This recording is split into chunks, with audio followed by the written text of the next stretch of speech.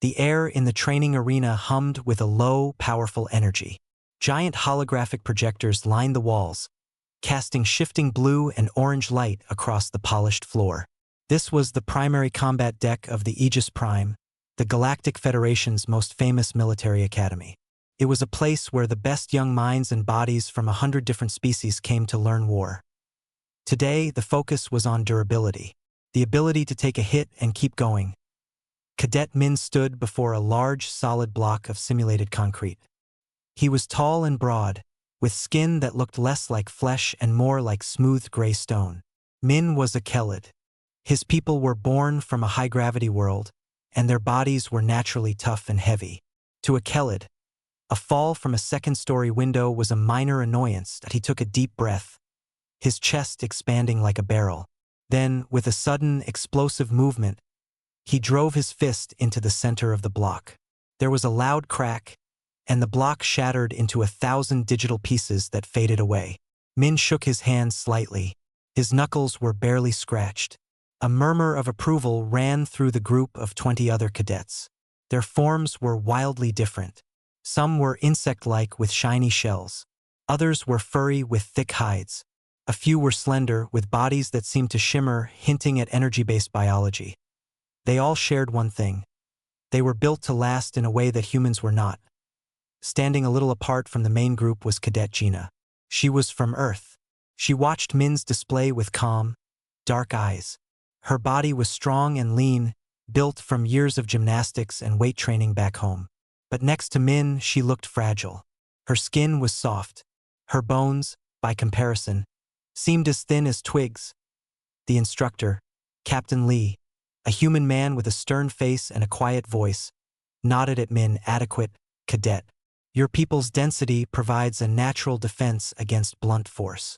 Next, a cadet with long, multi-jointed limbs and sharp claws stepped up. His name was Tay. His species came from a world of dense forests. The test for him was not breaking a block, but avoiding a series of fast-moving energy projectiles. He moved with incredible grace, twisting and leaping, his claws clicking as he deflected the last few bolts with swift, precise strikes. Good, Captain Lee said. Your reflexes allow you to avoid impacts altogether. A valid survival strategy. One by one, the cadets demonstrated their innate talents.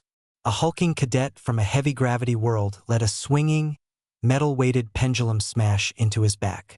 He grunted but stood firm. A smaller cadet with a chitinous shell allowed a training drone to fire a low-stun blast at her. The energy crackled over her shell and dissipated harmlessly. Gina watched them all. She did not feel jealous. She felt analytical. She studied how each species moved, how they braced, how they absorbed or deflected force. She was taking mental notes. Finally, it was her turn. Cadet Gina, Captain Lee called out, his voice neutral. Kinetic dispersal drill. Level 2. Gina stepped forward into the marked circle on the floor. The other cadets watched with a mix of curiosity and pity. The holograms shifted, and a large, solid-looking metal ram appeared, hovering in the air before her. It was designed to simulate the force of a speeding ground car. Brace for impact in 3, 2, 1. The ram shot toward her. Gina did not plant her feet and try to stop it like the heavy-gravity cadet. She did not try to slash at it like Tay might. Instead, as it was about to hit, she dropped her weight, turned her shoulder, and let her body go soft. She rolled with the force, letting it carry her backwards. She hit the ground in a controlled tumble, distributing the energy across her back and limbs, and came back to her feet in one fluid motion. She was breathing heavily. The impact had still hurt. It had knocked the wind out of her. A purple bruise was already forming on her shoulder. From the squad, a low sound escaped Min's lips. It wasn't quite a laugh, but it was a sound of pure disbelief. It's simple physics, he said, his voice loud enough for everyone to hear. Human bones are like brittle chalk. Their bodies are just sacks of water. They can't survive a real impact. It's a miracle she didn't break something. A few other cadets made clicking or grunting sounds of agreement. Their cultures valued unyielding strength. To them, Gina's role looked like weakness. It looked like she was being knocked down, while Min stood firm.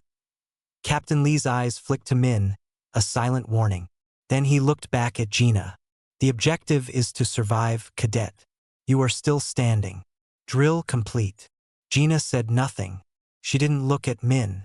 She simply walked back to her place in the formation, her face a calm mask. But inside, she felt the weight of their doubt. It was a heavy thing, heavier than any training ram. They saw her role as a failure. They saw her softness as a flaw. The training moved on to other exercises, but the moment hung in the air. During a grappling session, when cadets were paired up to practice takedowns, Gina was paired with a cadet whose skin was rubbery and tough. When Gina tried to apply a lock, her hands could not get a firm grip. The cadet easily shrugged her off. Later, during a run through an obstacle course that included leaping across wide gaps, Gina used her agility to build momentum and jump far. Min, however, simply ran and powered through the jump, his heavy body landing with a crash that cracked the landing platform. He looked back at Gina as if to say, "See? That is real strength." Gina did not respond. She just kept running, her mind working. At the end of the long training cycle, the cadets were tired and sweating in their various ways. They gathered their gear to head to the cleansing units. Min walked past Gina, surrounded by a few of his friends. "It's not personal, human," Min said, not even looking at her.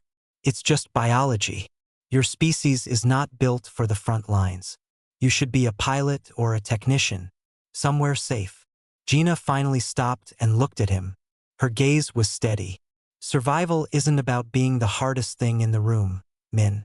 Sometimes, the rock shatters, while the reed bends in the storm and stands back up." Min snorted. "A reed is still just a plant. It gets eaten, or trampled." He and his friends moved on, their loud conversation fading down the corridor. Tay, the quick-limbed cadet, fell into step beside Gina. His large, dark eyes were kind. "Don't listen to him. He thinks that because his people are hard, they are the only ones who are strong. He's not entirely wrong, Tay," Gina said, her voice quiet. "We don't have armor. We don't have reactive hides. We break. But you don't break easily," Tay insisted. "I saw your roll. It was elegant." Gina offered him a small, tired smile. "Thank you. But elegance doesn't stop a plasma round." She walked on, the ghost of the impact still aching in her shoulder, the weight of 100 galactic expectations on her back. They all believed humans were fragile. They believed she couldn't survive. And right now, standing in that vast, alien academy, she felt the truth of their belief pressing down on her. But deep down, beneath the doubt and the pain, a small, stubborn part of her knew they were wrong. They just didn't understand what human strength really was. The mess hall of the Aegis Prime was a cavernous room filled with the low hum of conversation and the strange smells of 100 different cuisines. Nutrient synthesizers hissed and whirred, creating meals tailored to the specific biological needs of each species. Gina sat alone at a small table near a large observation port, the stars a silent, glittering backdrop to her isolation. On her tray was a bland, beige paste, the standard high-protein, high-carbohydrate mix for humans. She pushed it around with a spork, her shoulder still aching from the morning's drill. The sight of Min shattering that block played over and over in her mind. It wasn't his strength that bothered her. It was the certainty in his voice. They can't survive impact. To him, and to most of the galaxy, it was a simple, unchangeable fact. Humans were the soft ones, the fragile ones. A shadow fell over her table. She looked up to see Tay standing there, his own tray held in his slender, three-fingered hands. His meal was a pile of wriggling purple grubs. "May I join you?" he asked, his large eyes blinking slowly.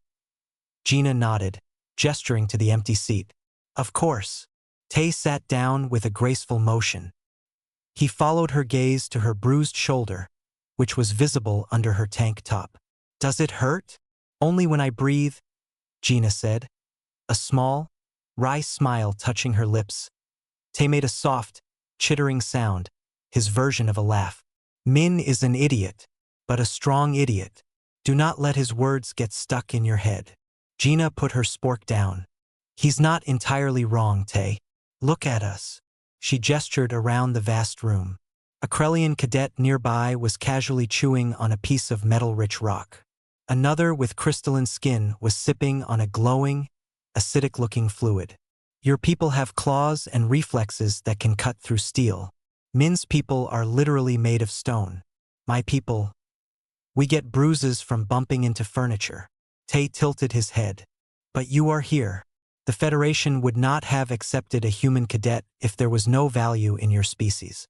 What is it that you have? What is the human advantage? Gina was quiet for a moment, considering his question. It wasn't asked with pity or mockery, but with genuine curiosity. She took a slow breath, organizing her thoughts. It's not about what we have, she began, her voice low but clear. It's about what we do with what we have. Min thinks durability is about resisting force, like a wall. But a wall can be knocked down. Tay leaned forward, intrigued. So you are not a wall. What are you? We are a system, Gina said, searching for the right words. Think of a river. A rock sits in the river and the water flows around it. The rock resists, but over time the water wears it down. Humans are not the rock. We are more like the water. We move. We flow. She held up her arm, flexing it. Our bones are not brittle chalk. Like Min says, that is a stupid thing to say. They are a complex matrix. They have give. They can bend a little before they break. They are designed to absorb shock, not just stop it. Tay's eyes were wide, watching her intently. Go on. And it is not just our bones. It is everything. She pointed to her legs. Our legs are like springs. Our feet have arches that act as shock absorbers. Our hips and our spine are built to twist and turn, to take a force and send it somewhere else. She made a flowing motion with her hand. When that ram hit me, I did not try to stop it. That would have been stupid. My body would have broken. Instead, I let it happen. I let the energy go into me, and then I redirected it. I sent it into the roll, into the ground. The ground stopped the force, not my body. Tay looked down at his own slender limbs. So you give in to the attack? No, Gina said, shaking her head. You accept it. You make it a part of your own movement. It is like, have you ever seen a tree in a strong wind? The stiff, rigid branches snap. The flexible branches bend and sway, and when the wind is gone, they are still there.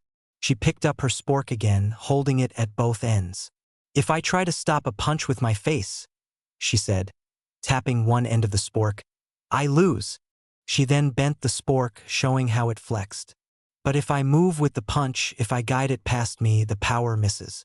The energy is wasted. That is what the roll was. It was not me being knocked down. It was me guiding the force away from my vital parts and into the floor. Tay was silent for a long moment, processing this. His own people's philosophy was to be too fast to be hit. The Kelid philosophy was to be too tough to be hurt. The human philosophy was entirely different. It was to be hit and to use the hit against the attacker. This is why your people wrestle. Tay asked, remembering a lesson on Terran history. You fight large animals by getting close? Yes, Gina said, a spark of passion in her eyes for the first time. Ancient humans did not have claws or fangs. We could not outrun every prey. So we learned to get close to the giant charging beast. We learned to grab it, to use its own weight and speed against it. We would unbalance it. We would trip it. The beast's own power would become the weapon that defeated it. We did not meet force with force. We met force with understanding. She looked out the observation port at the endless stars. Min sees my role and thinks, she is weak, but he is wrong. To do what I did, you need perfect timing. You need a deep understanding of physics. You need muscle control and body awareness that his people, for all their strength, could never dream of. His strength is a gift from his planet. Ours is something we had to learn. We had to build it inside of us over thousands of years.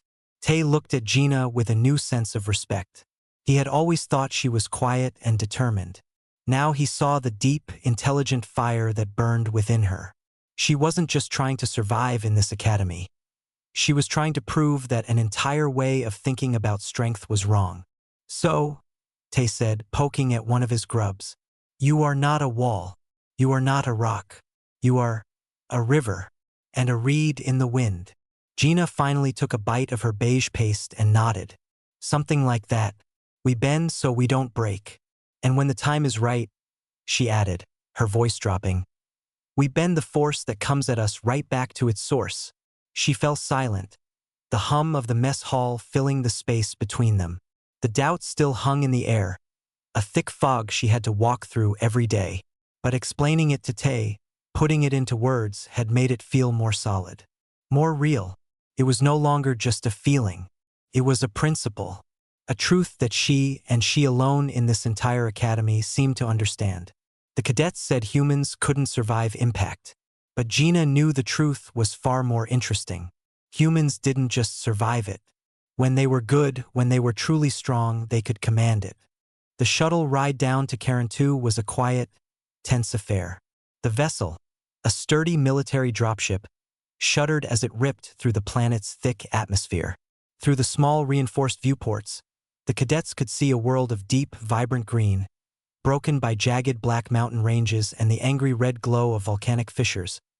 Captain Lee stood at the front, his hands clasped behind his back. His voice was calm but carried easily over the roar of re-entry. This is your final survival exercise. Your objective is simple. You will be dropped at LZ Alpha. You will navigate 70 kilometers of hostile terrain to the target coordinates in the volcanic rift zone. There, you will retrieve a data beacon. Then, you will proceed to the extraction point at LZ Beta. You have 96 standard hours. Work as a squad. Your survival depends on it. Gina checked the seals on her environment suit. It was lighter and more flexible than the armored shells most of the others wore, designed for mobility over pure protection. Across from her, Min was doing the opposite, tightening the thick plates of his Kelid combat armor. He caught her looking and gave a slight, confident nod. He saw himself as the squad's natural leader and its primary shield. Tay, sitting next to Gina, flexed his clawed fingers nervously. The air is toxic. The plants are said to be aggressive. The plants are the least of our worries. A cadet with sonic emitters on her shoulders muttered. With a final, bone-jarring thud, the shuttle landed.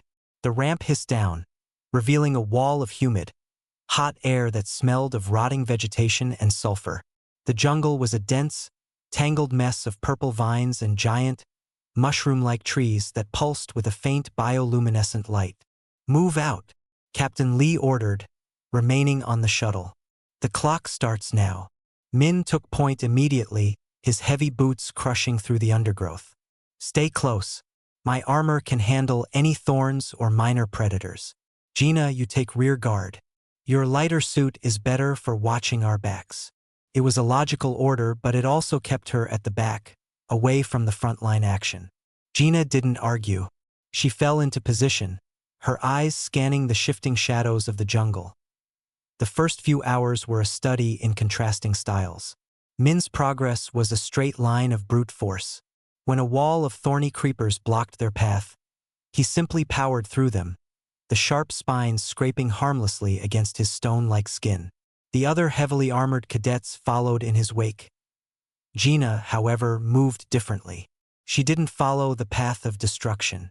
She found a way around the thicket, using the low-hanging branches of a pulsing tree to swing over it gracefully. When they came to a fast-moving stream clogged with sharp rocks, Min waded straight through, his weight keeping him steady. Gina hopped from one slick rock to another, her balance perfect, barely making a splash. Tay watched her, impressed. You move like the forest creatures of my home world, he chittered softly. It's efficient, Gina replied simply, not breaking her rhythm. Min glanced back, seeing her clean uniform and dry boots. He saw it as a lack of grit, not smart conservation of energy. Try to keep up, human. We don't have time for dancing lessons. The tension was a live wire running through the squad. Min's supporters saw Gina's methods as weak and avoidant. A few others, like Tay, started to see the wisdom in her approach. She wasn't tired. She wasn't scratched or bruised from unnecessary fights with the foliage. On the second day, they encountered their first real fauna. A pack of six-legged, dog-sized predators with razor-sharp mandibles burst from the undergrowth. They were fast and aggressive. "Form a perimeter," Min yelled, planting his feet and raising his arms. The creatures swarmed him, their mandibles clicking against his armor, unable to penetrate. Another cadet fired a low-powered stun bolt, taking one down. Tay was a blur of motion, his claws a silver streak as he disarmed or demandibuled. Two others with precise strikes point one of the creatures leaped at Gina. She didn't try to block it. As it flew through the air, she sidestepped, grabbed one of its limbs, and used its own momentum to slam it hard into the trunk of a giant mushroom. It hit with a wet thud and slid to the ground, unconscious. The fight was over in seconds. Min looked around, his chest swelling with pride. "See? A solid defense. Nothing gets through." He kicked one of the stunned creatures aside. "No need for fancy tricks." Gina said nothing. She simply checked the creature she had thrown to make sure it was no longer a threat, then resumed her position. Her way had been just as effective, and had used far less energy than standing still and being chewed on. As they drew closer to the rift zone, the air grew hotter and the smell of sulfur stronger. The lush jungle began to give way to a stark landscape of black, sharp rock. The ground trembled underfoot with a constant, low rumble. It was an unsettling feeling, a reminder that the planet itself was alive and volatile. They reached the edge of a great chasm, the volcanic rift. Far below, a river of molten rock glowed a brilliant orange, painting the steep cliffs in hellish light. The data beacon was a small, silver cylinder sitting on a narrow ledge halfway down the cliff face. "There it is," Min said. "I will go. My grip is strongest." He started climbing down, his thick fingers finding easy purchase in the porous rock. It was a slow, deliberate, but safe descent. He reached the beacon, grabbed it, and began the climb back up. It was then that the ground shook again, but this time it was different. It was not the deep, constant rumble. It was a sharp, violent tremor, followed by another and another. It was the sound of footsteps.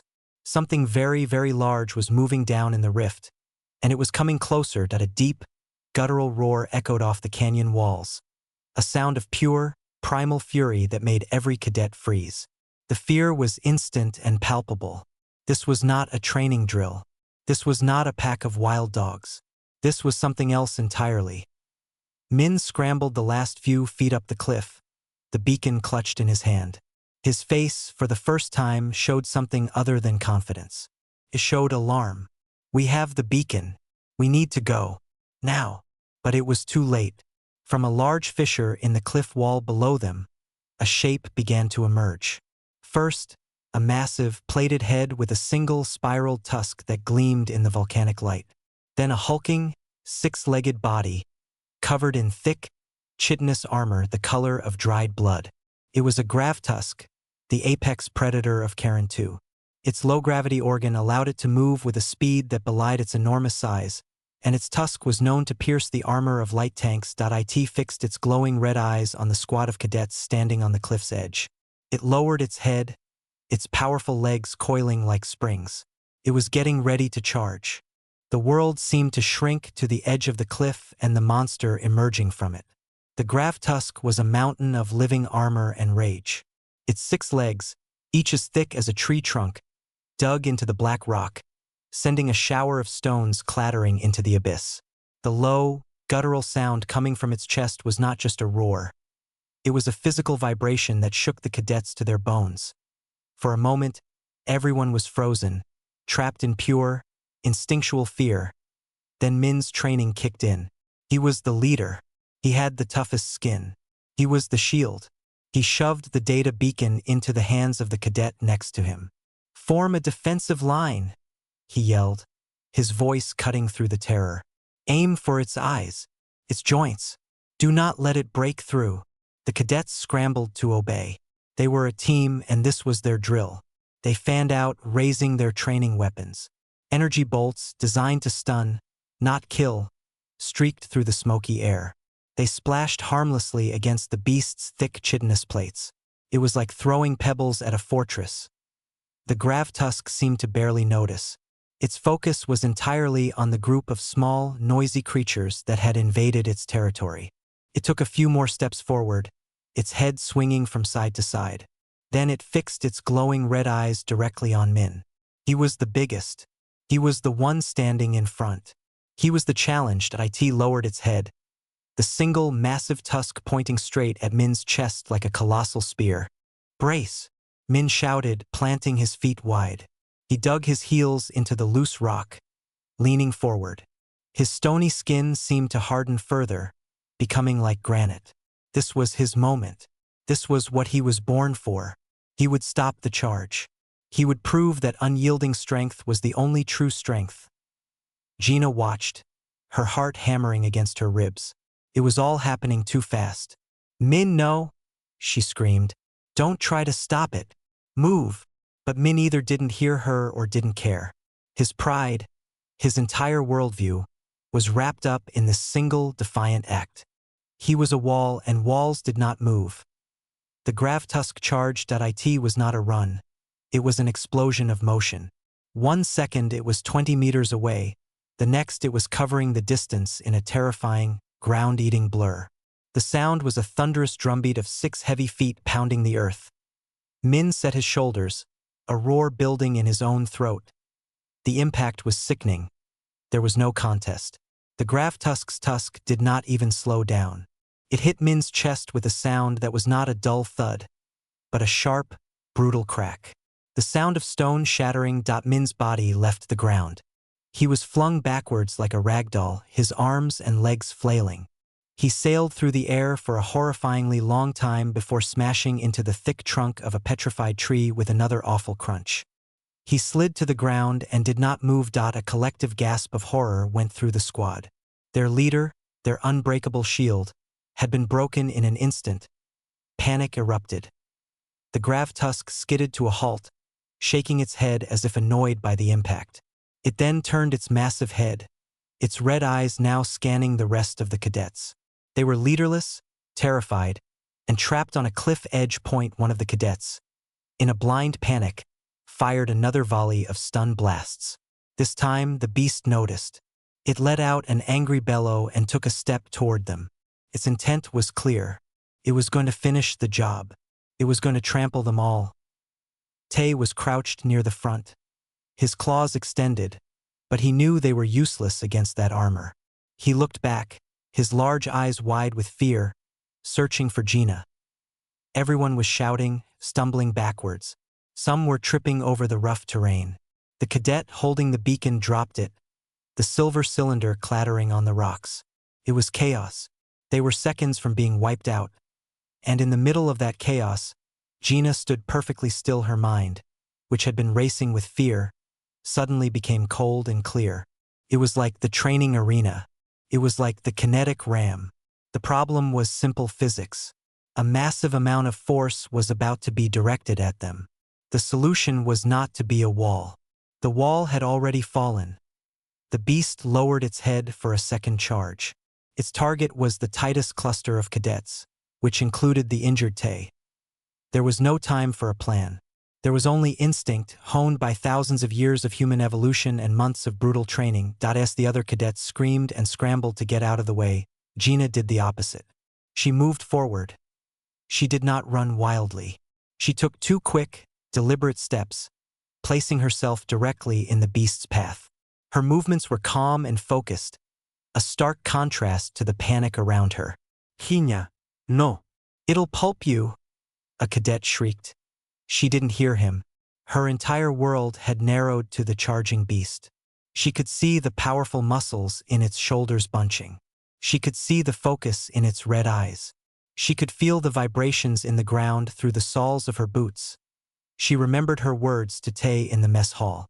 "We don't stop the blow. We take it, channel it, and make it ours." The Gravtusk launched itself forward. It was a living battering ram, a force of nature. The other cadets could only watch, certain they were about to see Gina die. They expected her to be tossed into the air like Min, or worse, simply obliterated on the spot. At the very last second, when the sharp tip of the tusk was almost upon her, Gina moved. It was not a dodge. It was a pivot. She shifted her weight to her back foot, her body turning sideways. She was no longer an object to be hit. She was a surface to be glanced off her hands, strong from a lifetime of training shot out. She did not try to grab the tusk to stop it. That would have been impossible. Instead, as the beast's head swept past her, she grabbed the base of the tusk with one hand and a rough, bony plate on its head with the other. It was not a grip of resistance but a grip of connection. Then, she pulled. It was not a muscle-powered pull. It was a guide. Using the beast's own incredible momentum, she added her own body weight and strength to its trajectory, twisting and redirecting its charge. She was like a matador guiding a bull, a small figure gracefully steering an unstoppable force. The grav tusk, committed to its charge, was suddenly and violently unbalanced. Its head was wrenched to the side by Gina's action. Its legs scrambled, but it was too late. Its own power was now working against it. With a roar of confusion and surprise, the several-ton beast was upended. Its front legs left the ground, and its massive body twisted in the air. Gina, still holding on, used the last of the motion to add a final, decisive push, sending it crashing down. The beast slammed into the ground on its side with an earth-shattering tchom. The impact was so powerful that a web of cracks appeared in the volcanic rock beneath it. The sound echoed through the rift, momentarily drowning out the rumble of the volcanoes. A thick cloud of dust and ash billowed up, obscuring the scene. Silence fell. The cadets stood, frozen in stunned disbelief, staring at the cloud of dust. They had just witnessed the impossible. The silence was heavy and absolute. It was broken only by the faint, dazed grunt from the massive beast lying on its side and the distant, steady rumble of the volcanoes. The cloud of black dust and ash began to slowly settle, revealing the impossible scene. In the center of the clearing, Gina stood panting. Her body trembled from the immense effort and the adrenaline crash. Her hands were raw and bleeding from gripping the rough, hard plates of the creature. Every muscle in her arms, back, and legs screamed in protest. But she was standing. She was unbroken. Before her, the grav tusk lay stunned. It kicked its legs weakly, a confused and low rumble coming from its throat. The impact with the ground had knocked the wind out of it and disoriented it. It was not dead, but for the moment, it was neutralized. The other cadets could only stare. Their minds struggled to process what they had just seen. They had watched Min, their strongest, shatter against the beast. They had been sure Gina would be turned into a red smear on the rocks. Instead, she had done what no one thought was possible. She had not just survived the impact. She had commanded it. Then movement broke the spell. Gina didn't stand there celebrating. She didn't even look at the fallen beast for more than a second. Her head snapped towards the tree line where Min's body lay motionless. "Tay!" she yelled, her voice sharp and clear, cutting through the shock. "The beacon! Secure it! Everyone else, defensive positions around Min. Now!" Her orders were not loud and boastful like Min's had been. They were calm, urgent, and left no room for argument. The cadets, jolted into action, scrambled to obey. The one who had dropped the beacon snatched it up. Others formed a loose circle, their weapons pointed shakily outwards, watching for any other threats. Gina sprinted to Min's side. He was a terrible sight. Cracks ran through the stone-like skin on his chest and arm. A dark, viscous fluid, his version of blood, seeped from the fractures. His breathing was shallow and ragged. Gina dropped to her knees, her training taking over. She ripped open a medkit from her belt. Her hands, though shaking, worked with practiced efficiency. She sprayed a quick-setting biofoam into the largest cracks on his chest, sealing them to prevent further fluid loss and stabilize the fractures. She then found a bone knitter patch and applied it to his broken arm, the device humming as it began its work. That as she worked, Min's eyes fluttered open. They were clouded with pain and confusion. He saw Gina's face above him, her expression focused and calm. He tried to speak, but only a pained gasp came out. "Don't try to talk," Gina said, her voice low and steady. "Your thoracic plating is fractured. Your arm is broken. You'll be okay. But you can't move."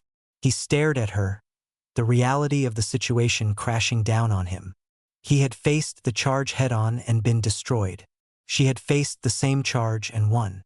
The shame and shock in his eyes were as clear as the cracks on his chest. His gaze drifted past her, to the stirring form of the Gravtusk. A flicker of fear returned to his eyes. Gina followed his look. The beast was starting to recover. It was pushing itself up, its legs finding purchase again. It was hurt and confused, but it was still incredibly dangerous. "Gina," Tay said, his voice tight with alarm from the defensive circle.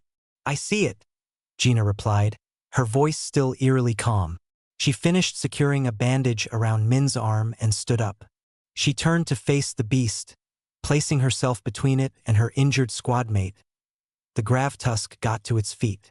It shook its massive head, snorting in anger and confusion. It remembered the small creature that had caused its fall. Its red eyes locked onto Gina again. But this time there was no blind charge. This time there was caution. It took a slow, menacing step forward, then another, a low, threatening growl rumbling in its chest that IT was studying her. Gina didn't back down. She didn't assume a fighting stance. She just stood there, her feet planted, her body relaxed but ready. She met its gaze, her own eyes showing no fear, only a fierce determination. She was a reed that had bent the storm, and she was still standing. The standoff lasted only a few heartbeats, but it felt like an eternity to the watching cadets. The beast took another step, its head lowering slightly. It was testing her. Then, from high above, a new sound cut through the tension. The powerful, welcome thrum of engines. A rescue shuttle, flanked by 2 gunships, descended through the smoky haze, its searchlights cutting bright beams through the gloom. The Gravtusk flinched, startled by the sudden noise and light. It looked up at the large, noisy machines, its predatory instincts warring with a new sense of self-preservation. With a final, frustrated roar directed at Gina, it turned and lumbered quickly away, disappearing back into the fissure in the cliff from which it came. The immediate danger was over as the shuttle landed. Kicking up more dust, the cadets finally allowed themselves to relax. Their shoulders slumped. Some sank to the ground, their bodies trembling with released tension. Medics rushed out, heading straight for Min. They carefully loaded him onto a stretcher. As they carried him past Gina, he reached out a trembling, unbroken hand. She took it. He looked up at her, his voice a weak, rasping whisper. You said you couldn't take the impact." Gina looked down at her own raw hands, then back at him, a faint, exhausted smile touching her lips. "I didn't take it," she said softly. The truth of her people's strength finally spoken aloud at the moment it mattered most. "I gave it back." She released his hand, and the medics carried him into the shuttle. Gina stood alone for a moment in the clearing, the place where everyone thought she would die, the place where she had instead redefined what strength meant. She was bruised, bleeding, and utterly exhausted, but she was standing, and all around her, the other cadets looked at her not with pity or doubt, but with a new, profound, and unwavering respect.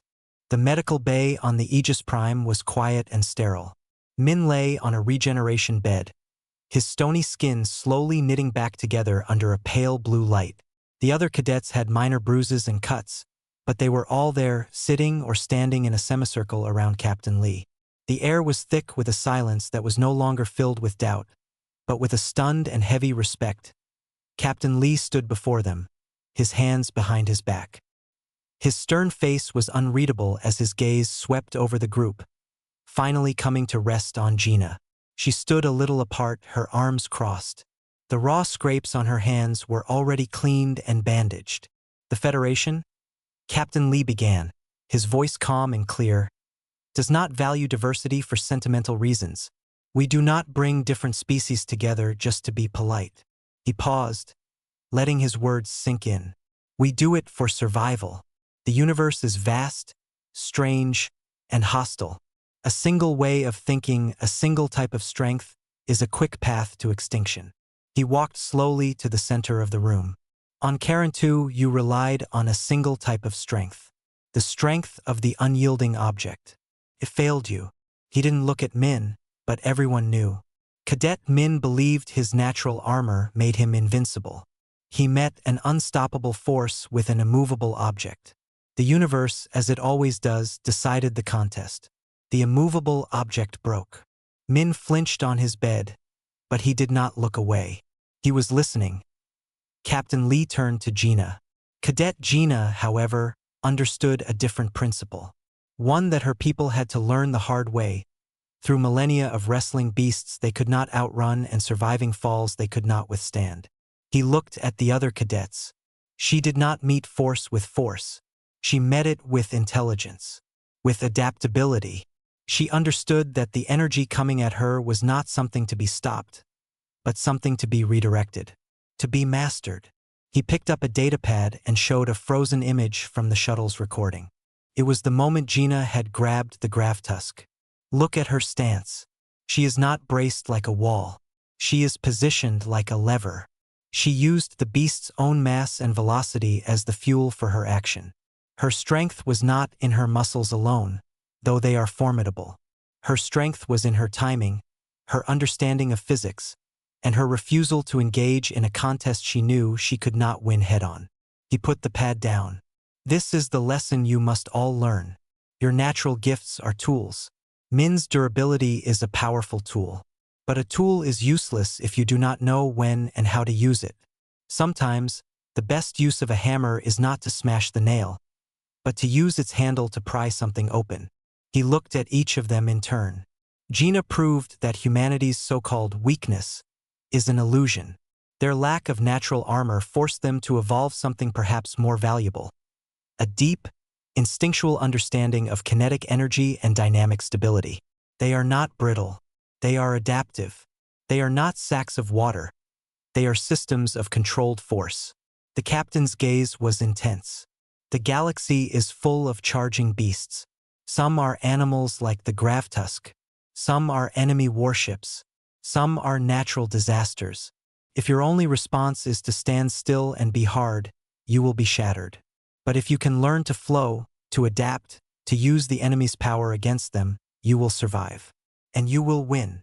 He dismissed them with a nod. Think on this. It is the most important lesson this academy will ever teach you. The cadets filed out of the medical bay, their minds buzzing. The group that had once followed Min now walked in a loose cluster around Gina.